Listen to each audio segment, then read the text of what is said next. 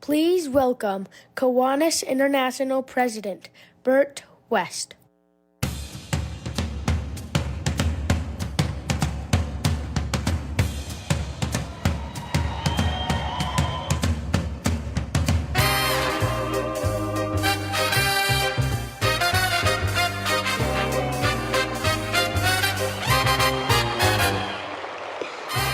Good morning.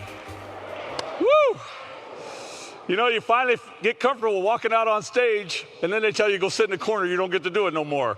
So we're going to enjoy today. It's going to be a lot of fun. We got a lot of things to go over, and I just cannot thank you all enough for all the love and the compassion and just the encouragement that every one of you have shown me throughout the year, and especially this week. So thank you for that from the bottom of my heart. And I hope everyone had some great fellowship time last night with their districts here in Minneapolis. This morning we will take time to inform delegates and celebrate a few achievements from the past year. We do not plan on taking any votes this morning. This part of the annual meeting is to inform the delegates and the membership. We will then recess for lunch, so gather anything you have in the room, take it with you.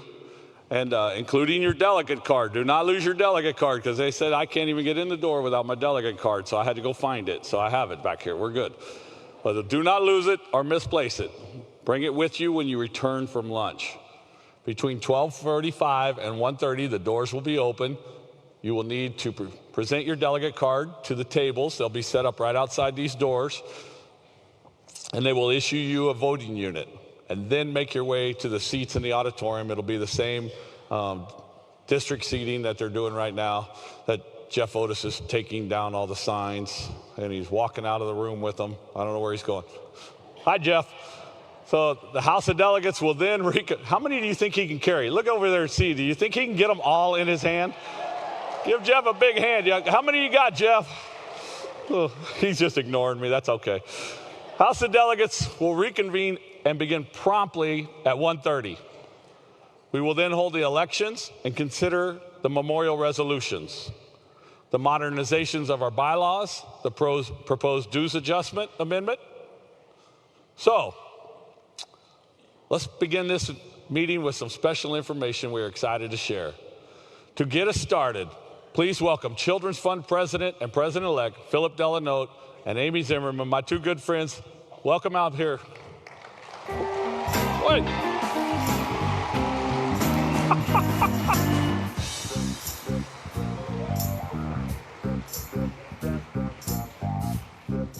Mom's at home, so everybody wave to Sandy at home. She's watching. So thank you, President West. I speak for both of us when I say we are thrilled to be here.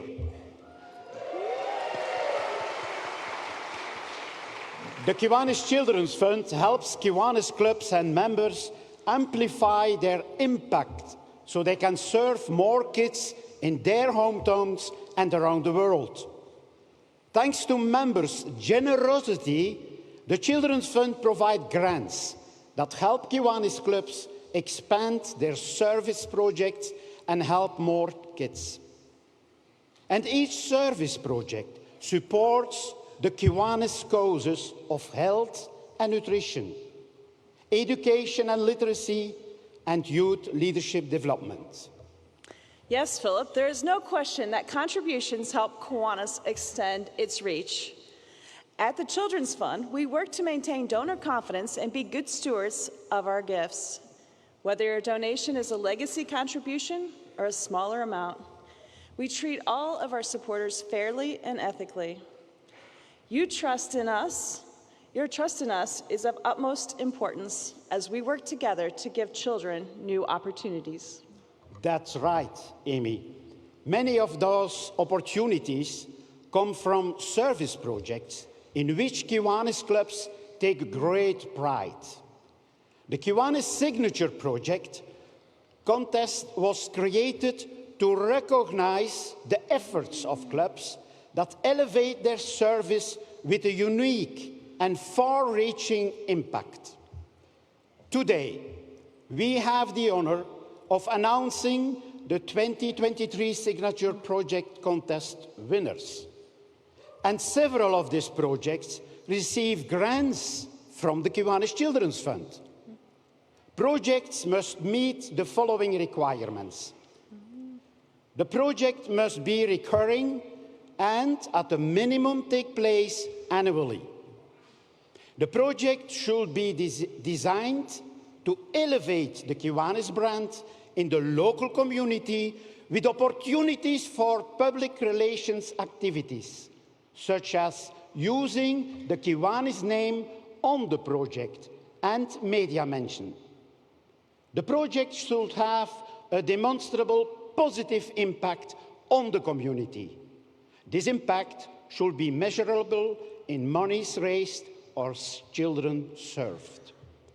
And last but not least, the project should be membership-focused, supporting opportunities to strengthen membership and develop new partnerships. This year, the contest had over 425 clubs representing 42 districts submit entries for the 2022-23 Signature Project Contest. Each district then selected its nominee to compete against clubs from other districts. That's a lot of clubs doing amazing projects.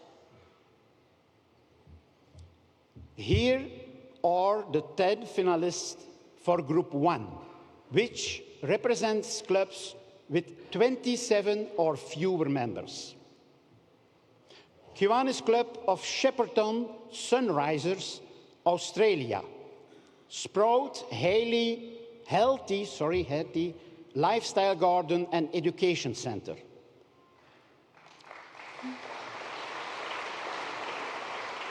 The Kiwanis Club of Klagenfurt, Australia. Mobile Psychosocial Prevention. Kiwanis Club of Young Professionals, St. Catherine in Jamaica. Inner City Single Mothers Empowerment Project. The Kiwanis Club of Lapeer Sunrise in Michigan, the United States, Weekend Food Backpack Program. The Kiwanis Club of Nilgiri, Nepal, Program for Sight-Disabled School-Aged Children. Kiwanis Club of Lowell, Massachusetts, United States, Monster Bash and Halloween Stroll. Kiwanis Club of Bainbridge Island, Washington, United States, All-Comers Track Meet. Kiwanis Club of Linglestown area, Pennsylvania, United States, Little Free Libraries. Kiwanis Club of Limmental, Zurich, Switzerland, Beacon Project Hiking. And the Kiwanis Club of Greater Ada, Oklahoma, United States, Kiwanis Club of Greater Ada Kiddie Park.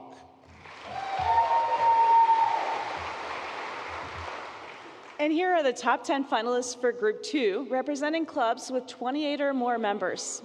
Kiwanis Club of Huntington Beach, California, USA, Kiwanis Family Fun Day. Kiwanis Club of Arlington, Virginia, USA, Annual Blueberry Sales.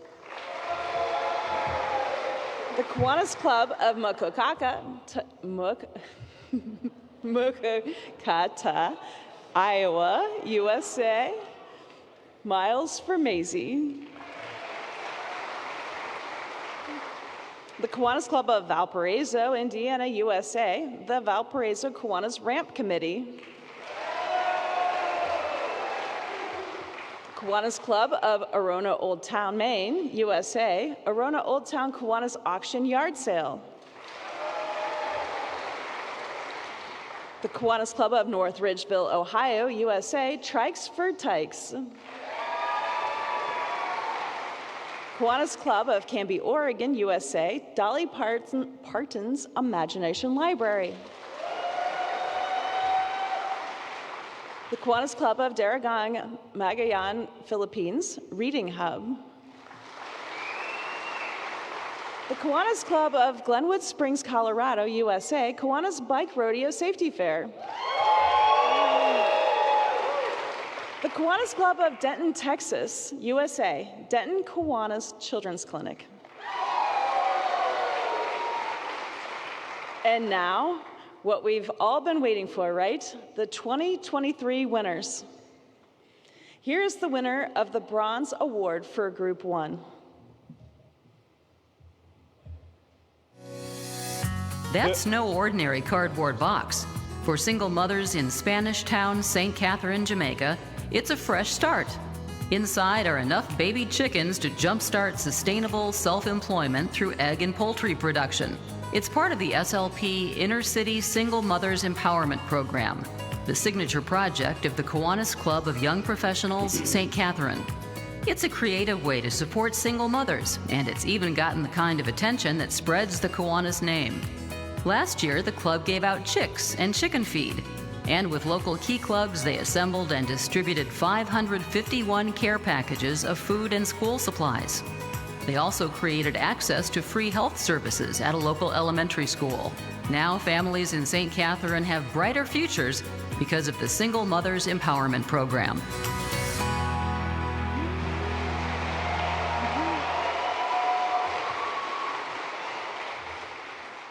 The Bronze Award for Group 2 is... This is Carissa. She was paralyzed in a car accident at age 19. But the Kiwanis Club of Valparaiso, Indiana in the United States installed a wheelchair ramp and chairlifts that made her home accessible to her. Since 2007, the Valparaiso Kiwanis Ramp Committee has helped install over 150 wheelchair ramps, with 56 ramps still operating. And each comes with a story of changed lives, like Martha's. When the Valparaiso Kiwanians installed a ramp to make her home safer, her 21-year-old granddaughter, who was in a wheelchair, went inside her grandma's house for the first time. And there's Joe. The ramp at his house means that his son no longer has to carry him to the car for his dialysis appointments. Thanks to local partnerships, these ramps came at no cost to the recipients. Every year, Kiwanians inspect and repair them. And when they're no longer needed, the club takes them to new homes to help more people in their community.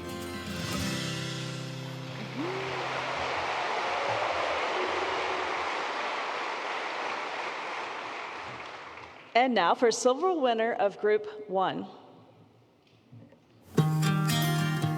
This friendly carrot invites you into a bright, bustling community garden. You might never guess that Sprout Healthy Lifestyle Garden and Education Center in Victoria, Australia was once an abandoned area attached to Kidstown Adventure Playground. But after more than 2,000 hours of work by the Kiwanis Club of Shepparton Sunrisers, the garden has raised beds and fun educational signs. You'll also find colorful artwork panels made by students at 10 schools through terrific kids programs. And they did it with help from several grants, including one from the Kiwanis Children's Fund. Admission to the garden is free. For the 10,000 people who visit Kidstown every year, there are programs on multicultural and indigenous foods, caring for the local environment, and healthy lifestyle choices. There are even fun workshops for preschoolers. The Sprout Healthy Lifestyle Garden and Education Center is a perfect place for families to spend time together in the great outdoors.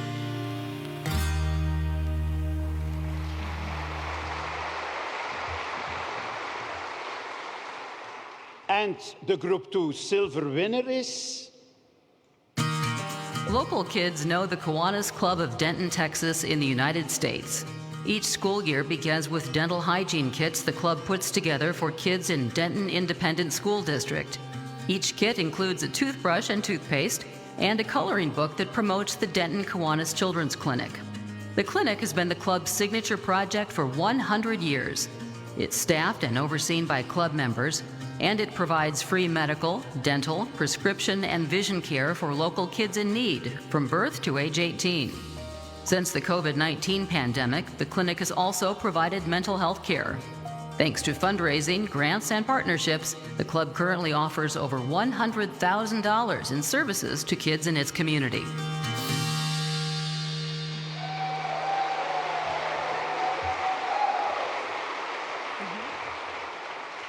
And now for the gold winners. The gold winner for Group 1. These kids in Madhya Province, Nepal are seen clearly for the first time thanks to the Kiwanis Club of Nilgiri. For 3 years, the club's program for sight-disabled school-aged children has provided vision screenings, glasses, and medical assistance to thousands of students across 2 districts.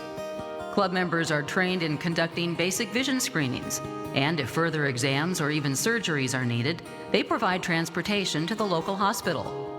In October 2021, the club received a grant from the Kiwanis Children's Fund so it could provide optical treatments, medications, and glasses to kids whose families couldn't afford them. Club members deliver the glasses to kids at school, so they get to watch as a young person's world comes into focus.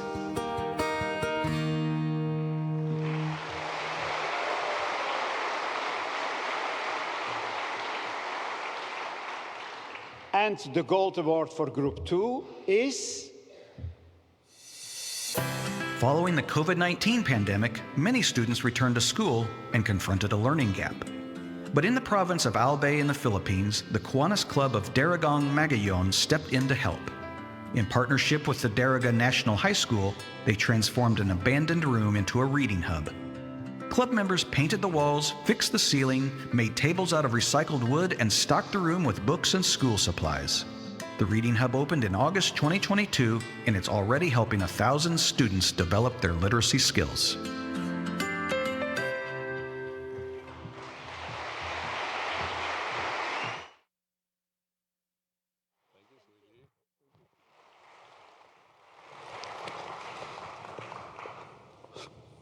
Thank you, Philip and Amy. So many examples of amazing things our clubs do working in communities around the world to improve the lives of children every day and to put a smile on a child's face.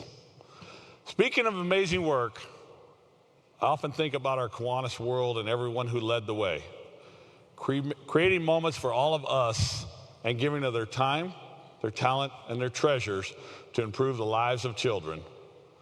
We're able to stand here today and talk about our history and our legacy and the organization's accomplishments because of those who have paved the roads ahead of us. I cannot begin to thank the men and women who stood here in this role before me. So it's been a big thing to me to recognize our past leaders. So that's not on the script, by the way. I'll just let you know.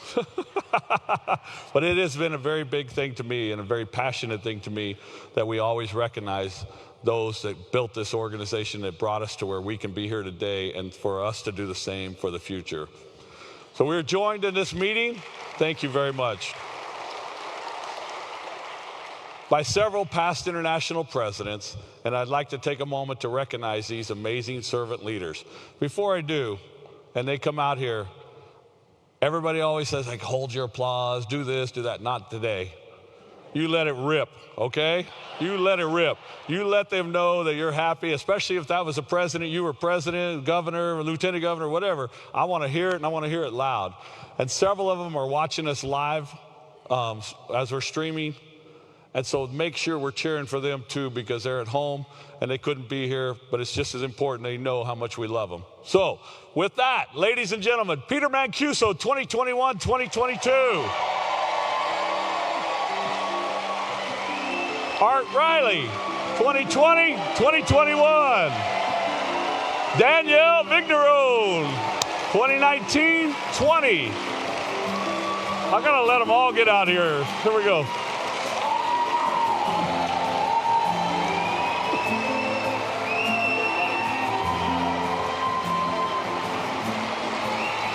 All right, So we got Danielle Vigneron, 2019-20. Jim Rockford, 2017-2018. I don't know why I'm leaning into the microphone when it's sitting right here. Jane Erickson, 2016-2017. Did you take a selfie? Did you do this? Okay, all right. Sue Peterson, 2015-2016. Gunter Gosser at home, 2013-2014. Tom DiGiulio, 2012-2013. Mr. Alan Penn, 2010-2011. 2011-2012, I'm sorry. And my president, the man himself, Sylvester Neal, 2010-2011, right here. Paul Palazzolo, 2009-2010. Don Canady, 2008-2009. Dave Curry, 2007-2008. My former lieutenant governor, we served together all the way back in California, way back when. Nelson Tucker, 2006-2007. Case Van Cleef, 2004-2005. Robert Moore, the man with the beard, 2003-2004. Nettles Brown, 1999-2000. And Jerry Cristiano. Oh, we got Glenn Bagnell still at home. Glenn Bagnell, 1998-1999. Jerry Cristiano, 1996-97. We got Eddie Sigurdsson, 1995-96. My buddy Ian Perdue, I hope you're at home watching this, Ian Perdue, 1994-1995. And Bill Lieber, 1992-1993. Well, there you go. These men and women made great sacrifices so that we can all be here. They paved the way for us to continue growing our clubs, ensuring the kids in our communities all over the world can thrive, prosper, and grow. We, all of us, myself, we owe them a great deal of gratitude. So thank you, ladies and gentlemen. We're going this way. Exit station. Thank you. Thank you. Thank you, Bob. Case. Thank you, Nelson. Thank you. Thank you, sir. Thank you. Thank you. Nobody even noticed I changed hats. Yeah, we did. Yeah, they did.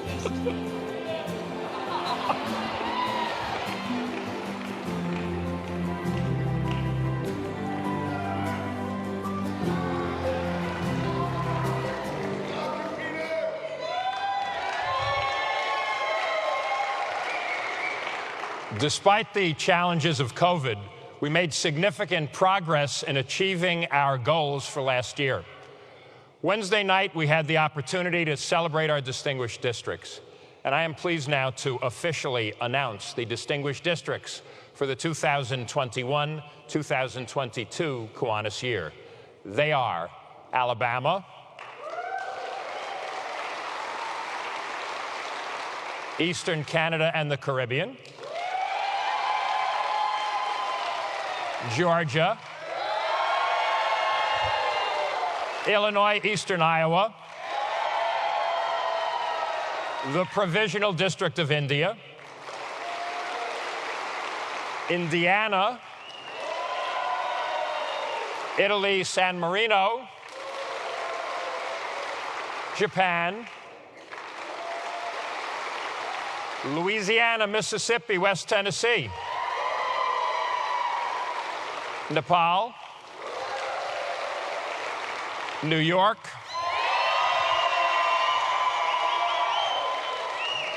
New Zealand, South Pacific,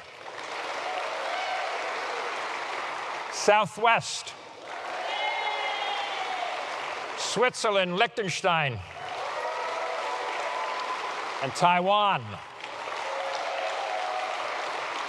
Congratulations and thank you to all of those who worked so diligently in supporting the children of the world this past year. Thank you.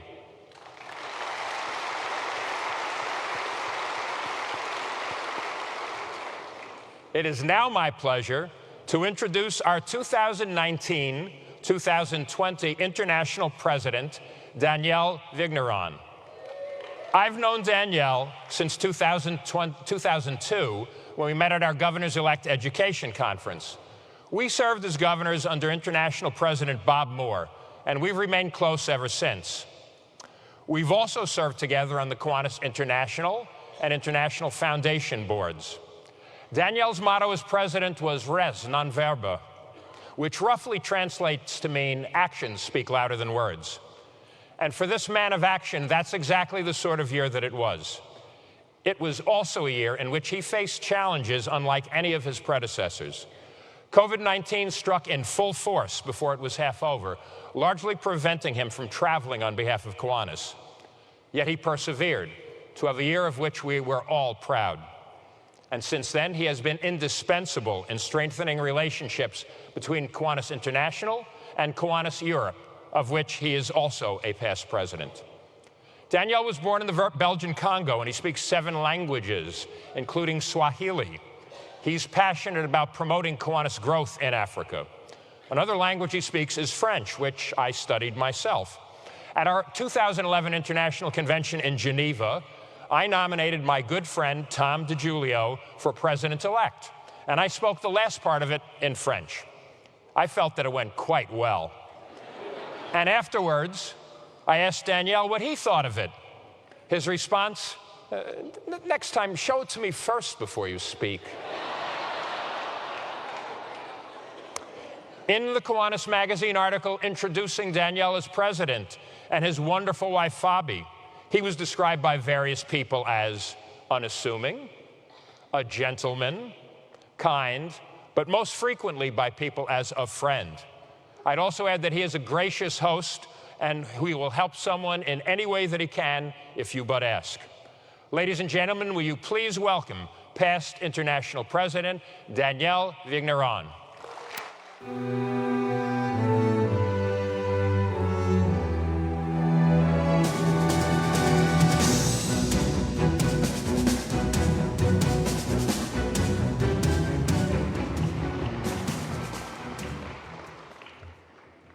Thank you.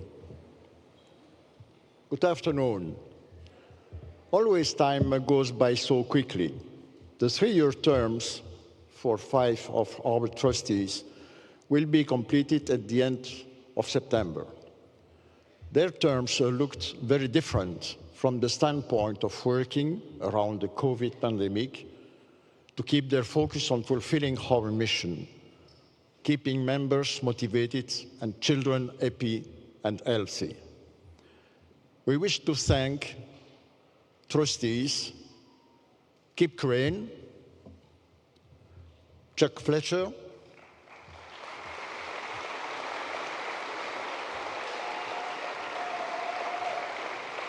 Michel Fong, Buheta Fujiwara,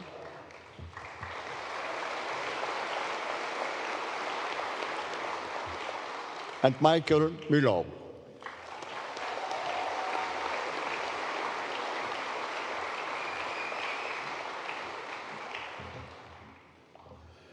There is another Kiwanian recognized today, one with 35 years in an organization.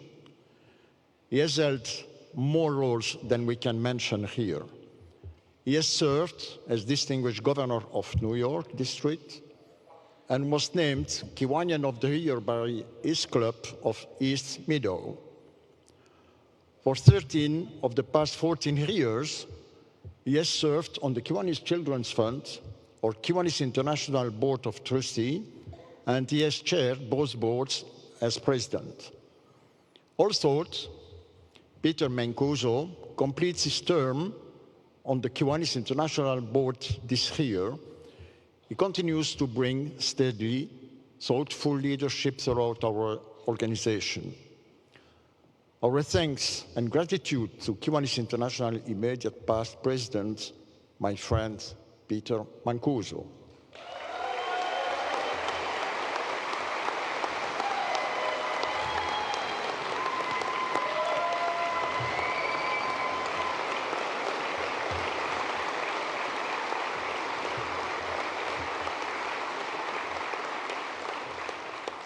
Gentlemen, thank you for all your outstanding service. Now, it gives me great pleasure to introduce Kiwanis International Executive Director, Stan Soderstrom, to give his annual report.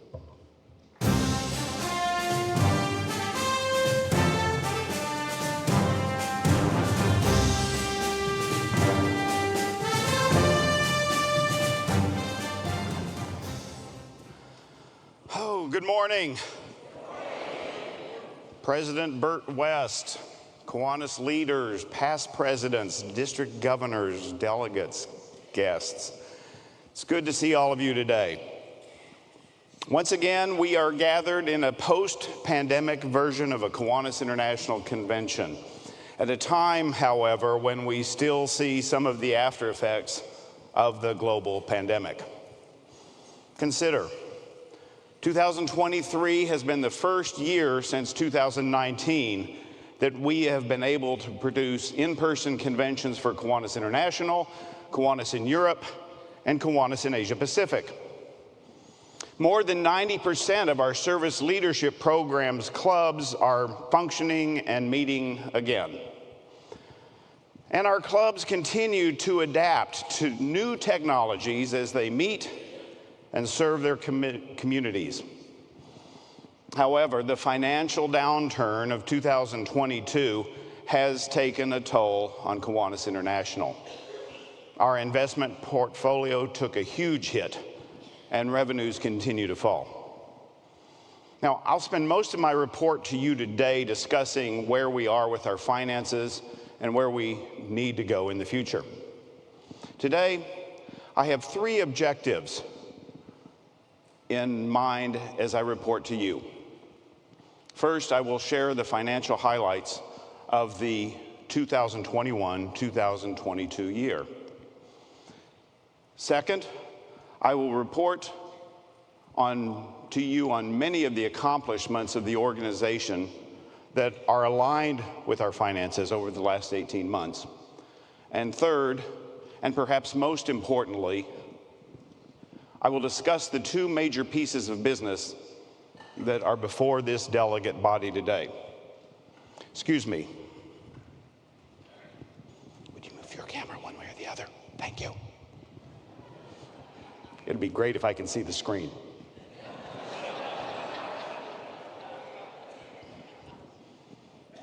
Within the Kiwanis International bylaws, I am tasked with reporting to you on the finances of the organization, and that's where I begin.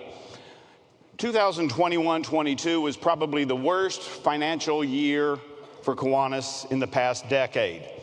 Rampant global inflation, difficulty in being able to secure goods and services due to logistics challenges and global supply chain issues, and a downturn in investment markets could not have been worse timed to impact us following the global pandemic. Let's take a little more detailed look at the finances. Now, Kiwanis International manages its financial assets through several funds and subsidiaries.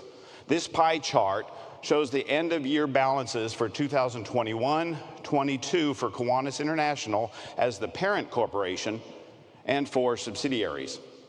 Here you see the combined balances of our operating fund, liability fund, and publication fund.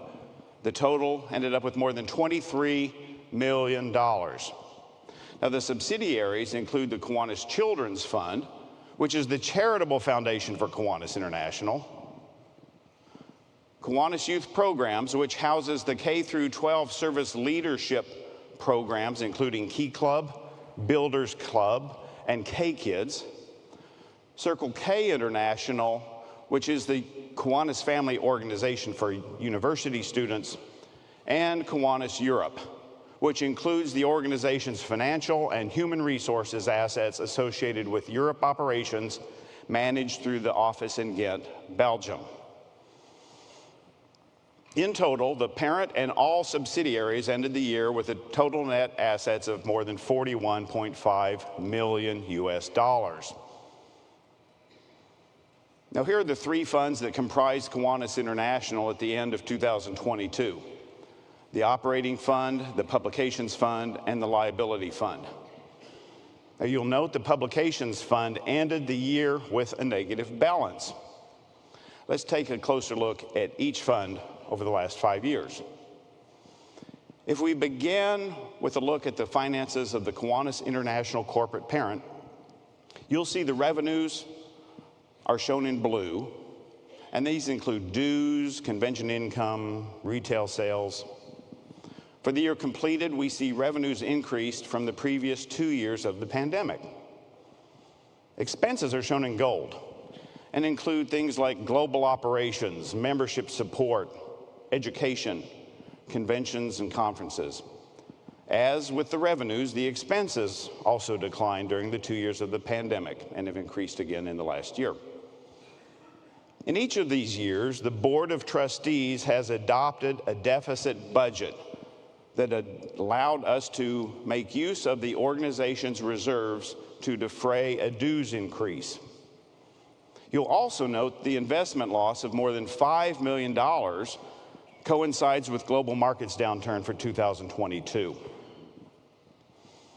Over the last 5 years, a declining revenue stream of subscription fees and higher expenses has slowly reduced the operating reserve for the publications fund. The income for this fund is primarily subscription fees paid by English-speaking clubs in North America and the Caribbean, and is set in the bylaws. During the 2021-22 year, significantly escalating costs for things like printing, ink, paper, and postage created issues with maintaining a traditional production schedule, forcing us to move the magazine online, and it still left us with a fund deficit. The supply chain disruptions of the past years are still not fully resolved. The Board of Trustees will have to address this issue in the coming year. The liability fund, which has been funded primarily by the insurance fees for general liability and directors and officers coverage for clubs in North America and the Caribbean, has been the fund which covers all insurance, youth protection, and other liability costs. Revenues are shown by the blue bars and expenses are shown by the gold bars. Now we can see that expenditures have exceeded revenues in 4 of the last 5 years. I reported to you last year that carriers who insure not-for-profit organizations that serve youth and children have been raising their premiums significantly. Now, we've seen slight increases in our rates each year, but we have anticipated that major premium increases were on the horizon. With the current marketplace that includes Boy Scouts, the Catholic Church, USA Gymnastics, and other organizations that have had very expensive settlements in the past few years, we anticipated that the insurance carriers would be seeking very large premium increases sometime in the future. I also reported to you that much of the coverage the organization now must secure transcends just simple club projects. It now covers high-risk areas such as our 1,200 club, district, and national Kiwanis foundations, cyber technology and youth protection, and many aspects of our international business operations. This is coverage that supports clubs and districts around the world, not just in North America. Finally, we realized a year ago it had become necessary that we create our own insurance company called an insurance captive. This has now become the preferred means by which we can control our own insurance destiny and keep future cost increases under control. That captive became official in November and is now providing coverage to our organization. So rather than purchase insurance in a market that insures other high-risk organizations, we will insure ourselves and then purchase backstop insurance on the secondary market at much lower pricing. Kiwanis Youth Programs is the separate 501c3 subsidiary that was created in 2018 to house the Kiwanis Family Service Leadership Programs for primary school students adolescents, and teens. It has its own board of directors appointed by the Kiwanis International Board, and it is tasked primarily with the oversight of these important programs. The blue bars show the annual revenues, which come primarily from Key Club dues and Builders Club and K-Kids fees, and the expenses are shown by the gold bars. You'll note we see the same drop in investments for the year just completed. The decline in the investment portfolios for the organization is obvious, as total net assets for all organizations dropped from $56.6 million to $41.5 million during the fiscal year completed. This bar chart compares the last 5 years for Kiwanis International and the Kiwanis Children's Fund. The blue line reflects the change in total net assets for all entities.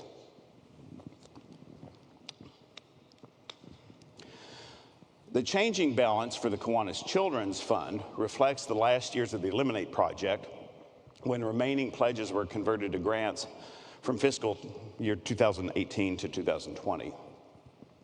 Now, more information regarding the Kiwanis Children's Fund will be shared at the Kiwanis Children's Fund annual luncheon meeting today. Many of you will attend. The financial data I have just reported is contained in the Kiwanis annual report provided to you at this convention. It's also available on the Kiwanis website by using this link or searching for the words annual report.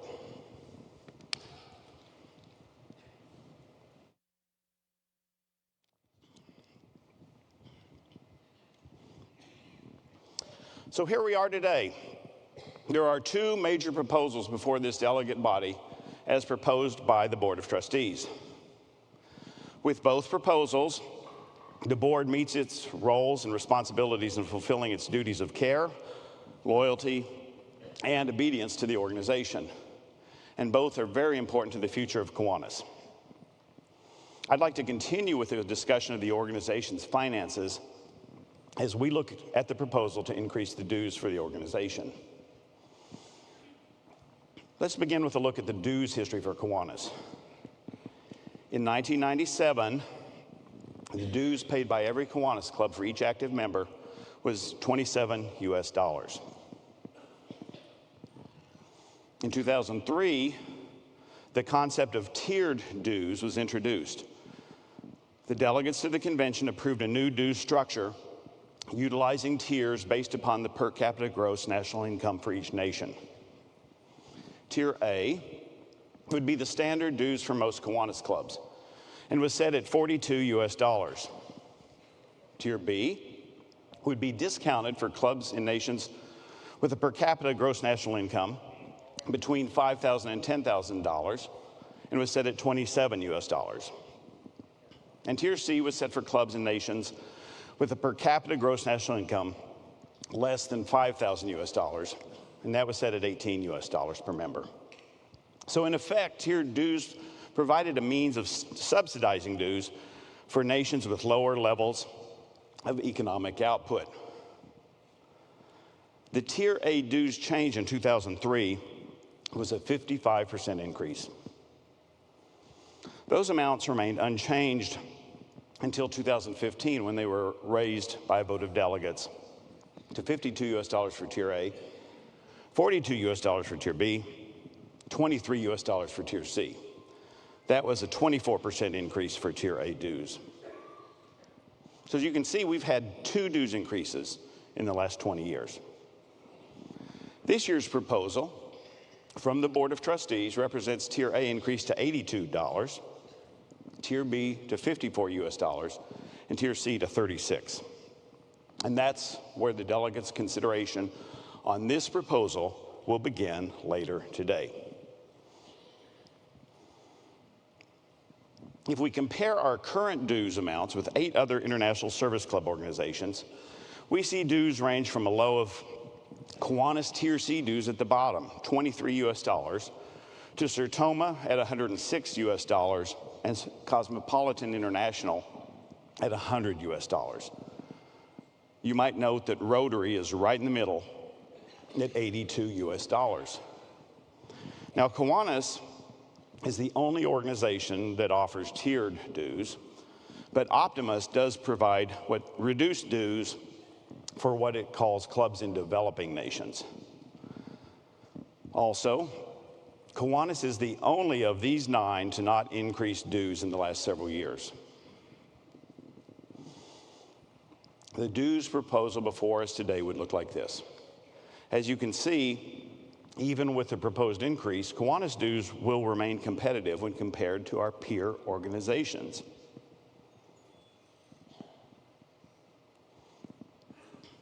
Inflation. Inflation has been one of the several challenges we've had to face coming out of the pandemic. These 12 nations that have the largest Kiwanis memberships have all seen significant increases in cost of living. We're comparing 2016, the first year of the dues increase, with last year, 2022. The United States, home to our global headquarters in Belgium, home to our office that supports Europe, and Africa experienced annual inflation rates of 6.5% and 10.3% respectively in 2022. These nations are where we conduct most of our business. But other nations like Austria, Italy, and Jamaica also had very high rates of inflation.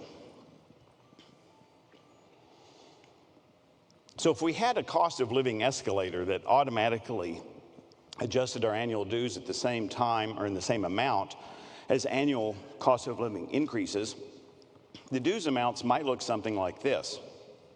Like all costs, dues amounts would increase incrementally in small amounts.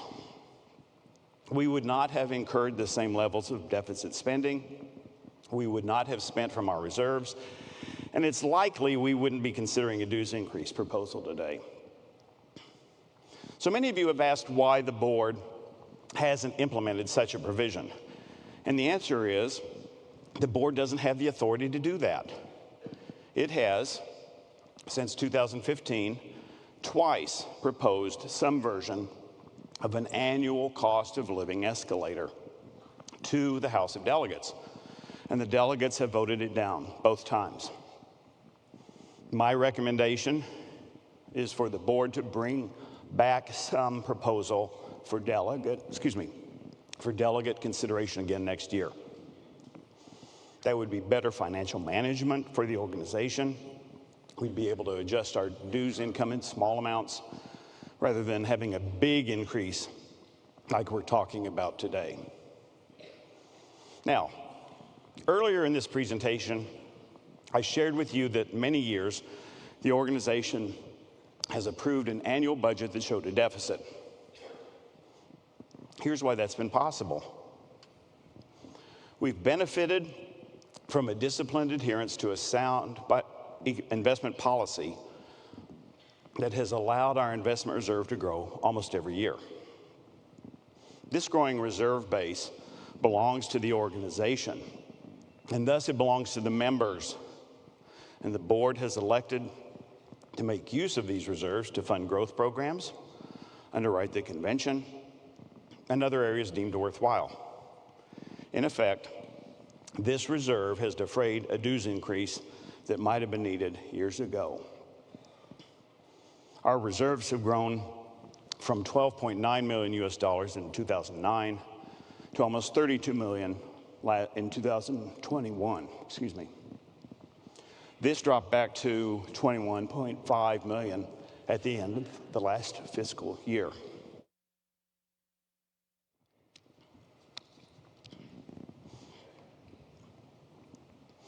Investment returns and our reserves have been an important part of defraying a dues increase. Here you can see what our operating results without investment returns look like.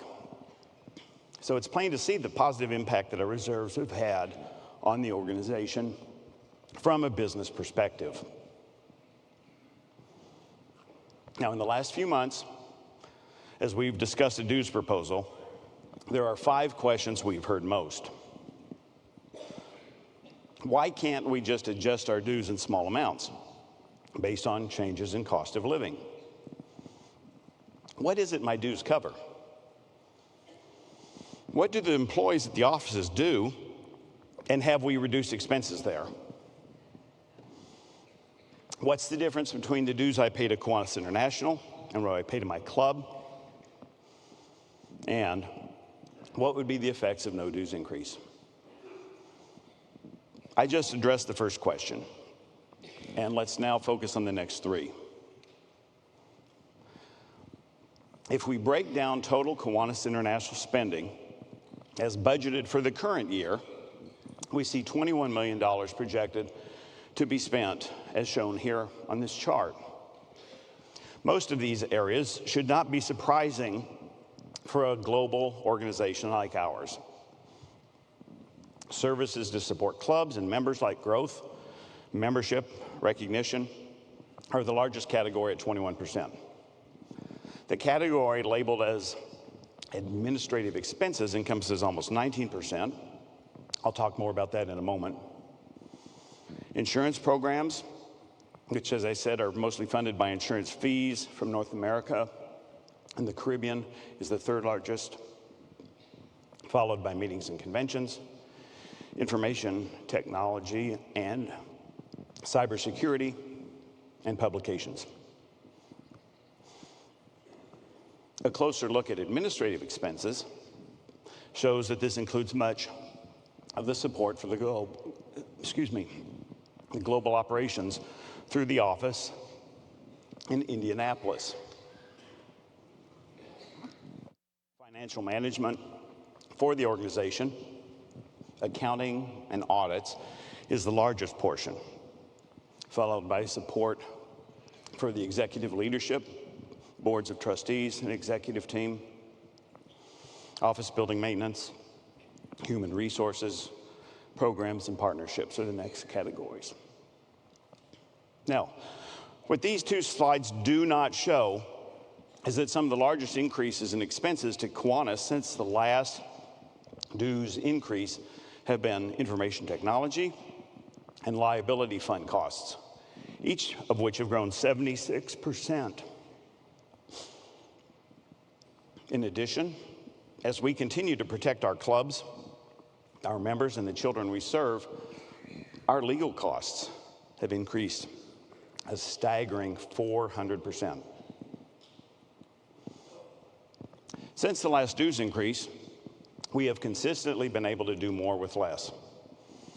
Technology, outsourced services, and improved efficiency have allowed us to reduce overall employment from 116 at the time of the last dues increase to 103 today. That's a 12.5% reduction.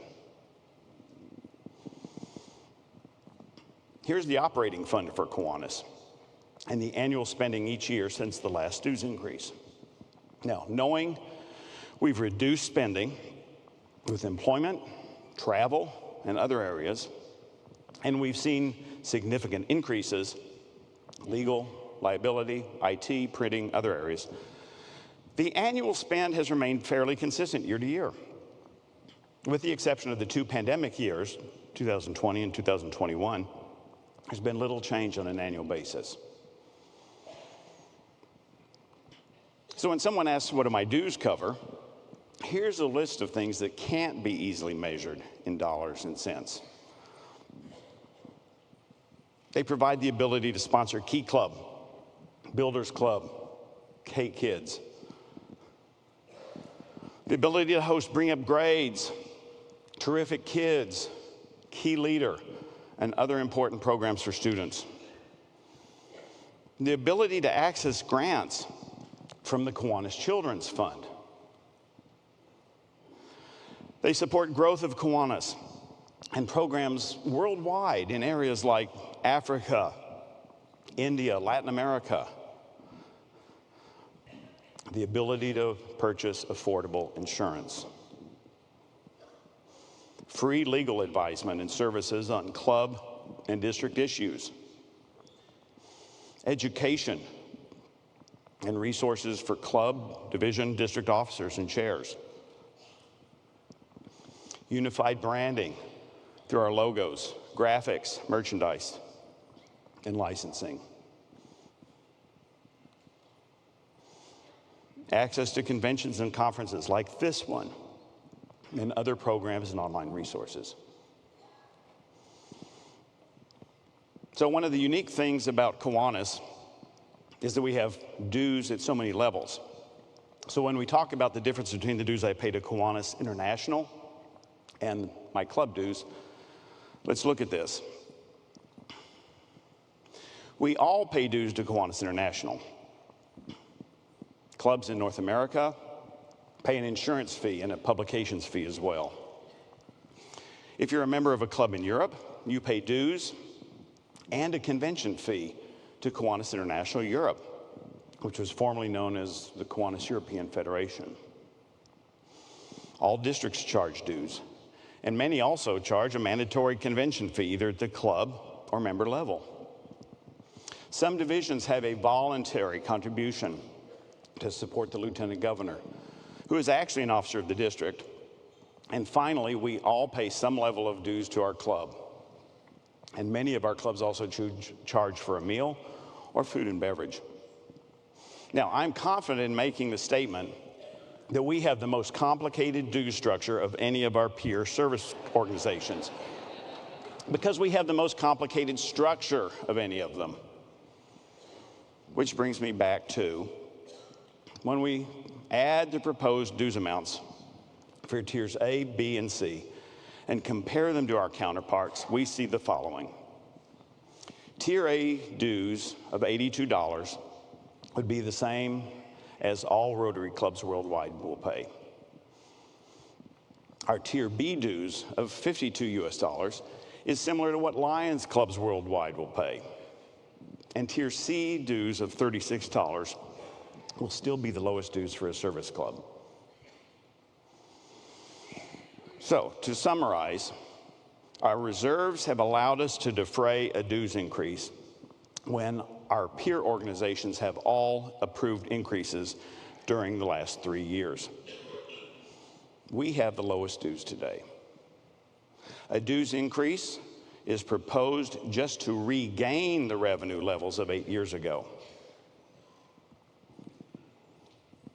And the proposed increase will result in Kiwanis still having lowest dues with Tier C, and Tier A dues will be the same as Rotary. Now, we've talked a lot about what you get with your dues, but let's talk about what your dues allow you to give as a Kiwanian. We've given millions of mothers and babies a chance at life through 2 global health projects, iodine deficiency disorders and MNT. We've given millions of students the skills to serve as community leaders for almost 100 years. We've given millions of service hours to communities around the world, enriching the lives of Kiwanians and their neighbors. Sure, you get a lot with your Kiwanis membership, but we ask you to give so much more. Now, at this point, I believe the only way I can make you enjoy my report even more is to move from finances to the exciting topic of bylaws.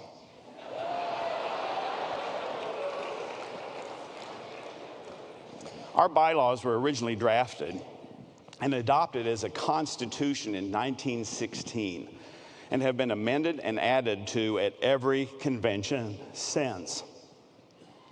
Later, bylaws were added, and for many years we had 2 separate documents, a constitution and a bylaws, until 2004 when these were merged into a single set of bylaws. Now, consider this. Since clubs and districts from across the organization have been the source of many of the amendments that have gone into these bylaws, and knowing that many of these amendments as proposed were debated and modified by other delegates at a House of Delegates like this, it's fair to assume that there are hundreds and maybe even thousands of authors of our current bylaws.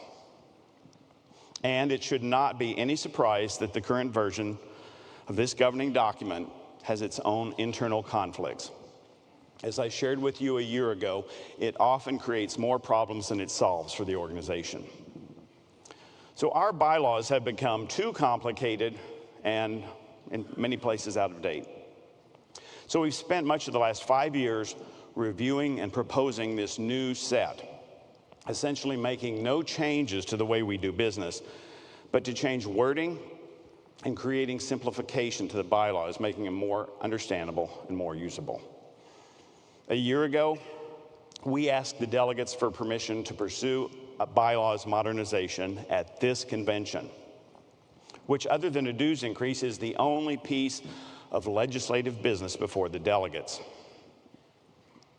Last year, the delegates inserted a new article that gave us the authority to revise the entire bylaws document periodically. By adopting this article, this proposed set of modernized bylaws can be considered today. As there have been no proposed amendments to the revised bylaws document, the delegates will be asked to take a single vote to adopt the revised version. We'll do that this afternoon. Now, today I've covered quite a bit of information. More importantly, I hope you, as delegates, will consider the needs of your organization. We must complete the multi-year process of modernizing our bylaws. And for the first time in 8 years, and only the second time in 2 decades, we need to increase dues to provide a strong Kiwanis for generations to come. So I encourage you to carefully consider both of these proposals this afternoon.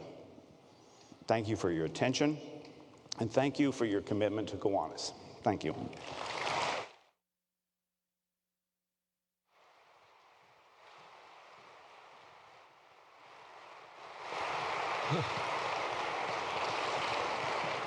Thank you, Stan. It's an honor to be able to stand up here with Stan. As you all know, he's done a wonderful job as our executive director for the last 13 years. 14 years. Has been on the member of staff since 1997, he's been an employee for Kiwanis International. And he has decided next January he would like to go see more baseball games and anywhere else in the world. And he is going to retire next January. And I want to give him my thanks. I know you want to give him your thanks for all the years of service to Kiwanis. So thank you, sir. Thank you very much. Hang on. Oh.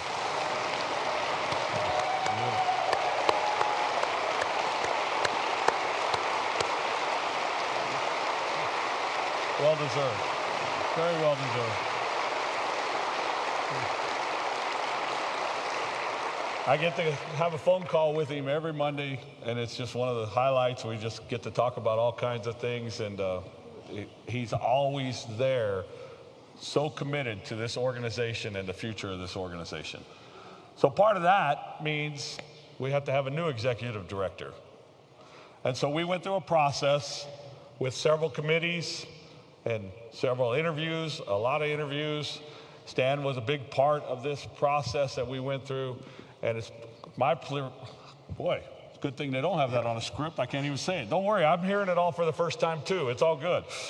It is my privilege to introduce to you the executive director that will take over for Stan next February 1st, Mr. Paul Palazzolo.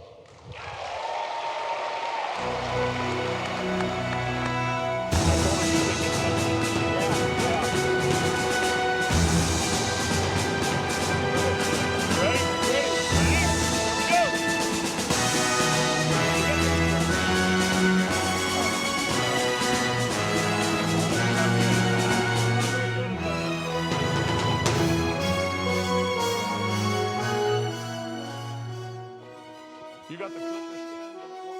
Don't leave with the clicker, Stan.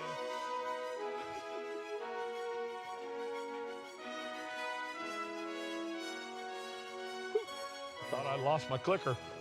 All right. So before we go to lunch, I want to show you a few pictures of why we are Kiwanians.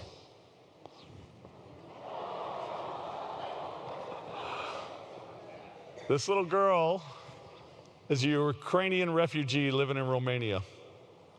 She's one of about a dozen children being taught a brand new language in a Kiwanis program.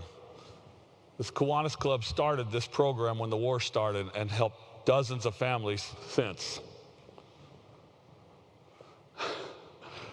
This little guy in North Carolina, he was crying like crazy, just crying uncontrollably. And he lives in a home for teenage mothers. And Kiwanis and several other organizations sponsor this. And he was just crying, and I put my hat on his head. He quit crying. I tried to hold him. He started crying again.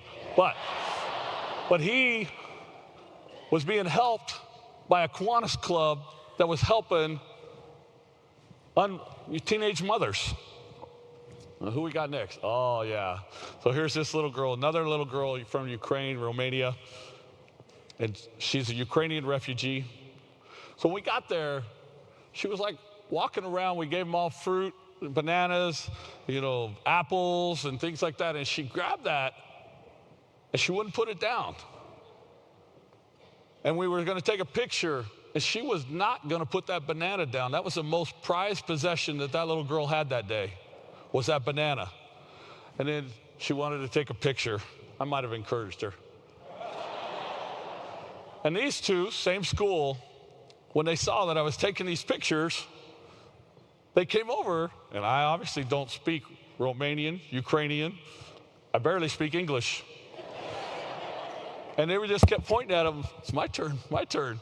And so there was like 10 of them, so we had to go through the whole crew to take all these pictures, so it was a lot of fun. So now this is in Taiwan, and I still don't know her name. But what I do know is she instantly came over and she sat in my lap. She just crawled up and sat in my lap. And then I put the hat on her head, and she followed me the whole night. Everywhere I went, every table. Governor Andy and I'd go to a table, and this little girl would come right alongside us. I still don't know who she was, but she was the most adorable little girl I ever saw. This little girl in India, we drove several hours, and we went and we got to visit a brand new Kiwanis club, and she was sitting at the table, and I took my hat off. It was a really hot day, and it was so hot, I just set my hat at the table next to me, and she just kept staring at it, and just kept staring at it. I said, "You want to wear it?" I thought, just joking, and she goes, "Yeah." And so we put that on, and we had a great time with her, and she was just, look at that smile. I mean, that smile right there. So this is in New Delhi, India, at the Kiwanis. I want to make sure I say it right. Can you scroll up? There you go. So, the Kiwanis Artificial Limb and Physical Therapy Center in Delhi. They work and they provide all this for free that Kiwanis Clubs does. He has MS. He couldn't communicate to me verbally, but you can see he can communicate with that smile right there. Who do we have now? All right. Every time I see this little girl, I cry. We went to, her mom and her 4 siblings left eastern Ukraine. They rode in a truck, and then they walked across the border. The entire family only spoke Ukrainian. When they got to the village of Margita, the Kiwanis Club sponsored them and several other families with daycare and education for the children while their mother worked.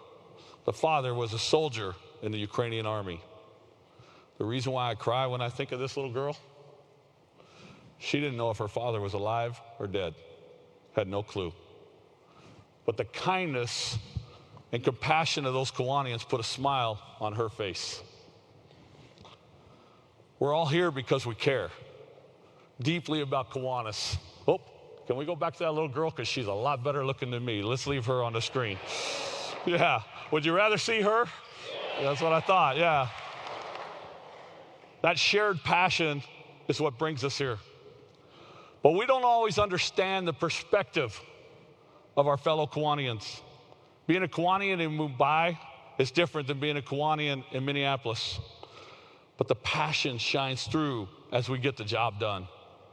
So when I speak of passion versus perspective, it reminds us all of why we're a global organization. Without Kiwanis, would children in your community get everything they need? to thrive, prosper, grow? Would the children in these photos have received the help that they need? Would they have had an opportunity to smile in a very difficult circumstance? Maybe. Maybe someone else would have answered the call. But I take great pride in knowing we did that. All of us did that. Kiwanians did that.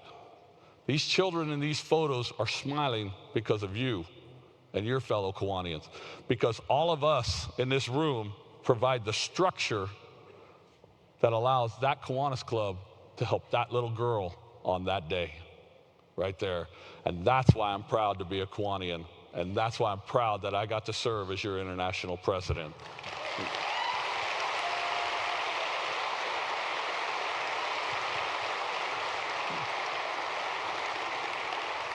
So we're getting ready to break for lunch. And I know I'm supposed to give a couple of announcements, so I'm hoping they scroll up here for a second. So, okay. All right, we're now going to be in recess. The doors are going to open at 12:45. We'll start promptly at 1:30. Make sure you take everything with you. When you leave, come back, be ready, and we're going to have a great House of Delegates. We're going to have a great election. And so enjoy your break, and we'll see you back here at 1:30. Thank you very much.